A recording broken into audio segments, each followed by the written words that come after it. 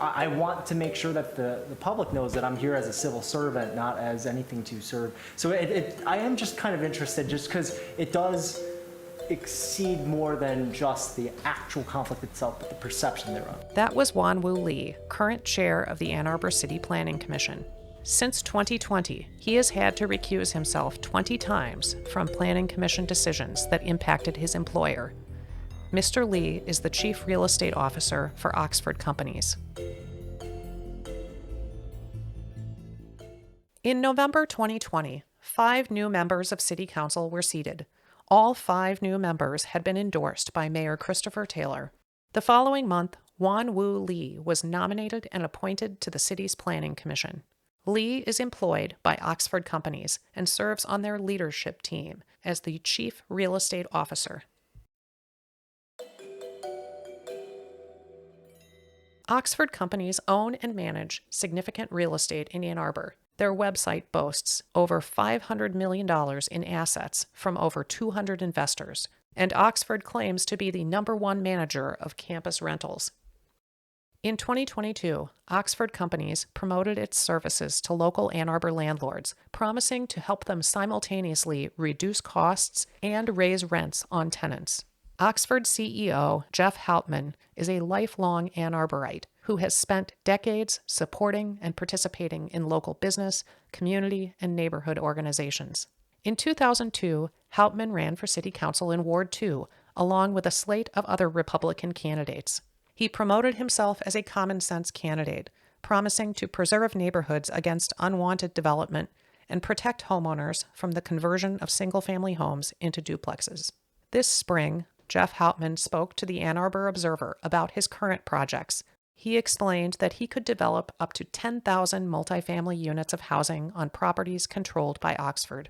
Since 2018, Hauptman and his wife have donated over $20,000 to candidates for city offices, including thousands to current council members Briggs, Dish, Iyer, Cornell, Harrison, Radina, and Mayor Taylor. This year, uncontested council candidate John Malik also received money.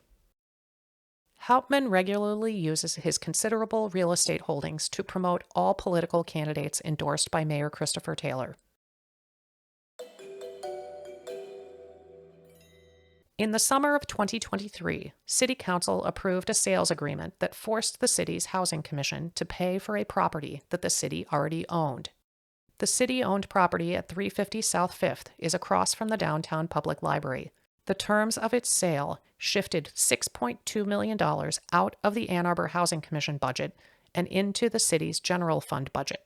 Housing Commission funds include taxpayer dollars collected through the affordable housing millage. City staff explained that of this purchase price, $5.2 million would be used to pay off existing debt on the property, and an extra $1 million was needed to fund other initiatives. In September 2023, City Council approved the purchase of a new election center. A staff memo explained that the property was being purchased from Oxford Companies. Part of the $2.9 million purchase price came from the transfer of 350 South 5th, using funds from the Ann Arbor Housing Commission. Renovations for the Elections Center would be conducted by Yellowstone, an Oxford subsidiary. Renovations were estimated to cost over $1 million and likely to grow. The total cost of the Election Center was pegged at $5.2 million, directing over $4 million to Oxford and its affiliate, Yellowstone. In approving the purchase, Mayor Taylor emphasized his gratitude and appreciation. It also must be said that, we were dealing with a partner on the other side who was not out to wring the last dollar out of a buyer. They were, there, understanding that the building was being purchased for a civic purpose, and in a manner consistent with that they were approaching it with a civic good as an important factor of how they were approaching the issue on the other side as well. And I think it's important and proper that we express gratitude and appreciation on that as well. So I do so. In July 2023, the City Planning Commission discussed the need to amend their bylaws due to conflicts of interest. staff and commissioners considered lowering the threshold for approval from 6 votes to 5 votes. We have architects, we have developers, and oftentimes when those individuals are recusing themselves appropriately from a conflict of interest, we can be challenged to meet the minimum 6-vote requirements. Often, now Chair Lee has to recuse himself because his employer is a substantial real estate holder in the city and may be impacted by a zoning change. They also discussed changing the rules for recusal so that commissioners with conflicts of interest could still engage in discussion and offer expertise. In our practice, it's just a self-recusal and then they walk away from the table. And there have been conversations where the expertise of the sitting commissioner would have helped substantially with the conversation, but the sitting member recused themselves automatically. And that is by the bylaws. That's something I would probably talk to the attorney's office about, that sample language. I personally would support that. I believe we could resolve that with an abstention.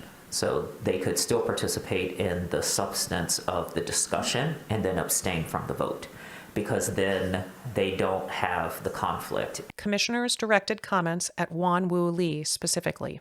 I think the gathered expertise of who sits at the table is what is helpful. Even if you choose not to vote in favor or against, having you at the table to tell us, or maybe let's be more selfish, to tell me what I do not know is really valuable. And I am making this plea selfishly. I like exploring that a lot.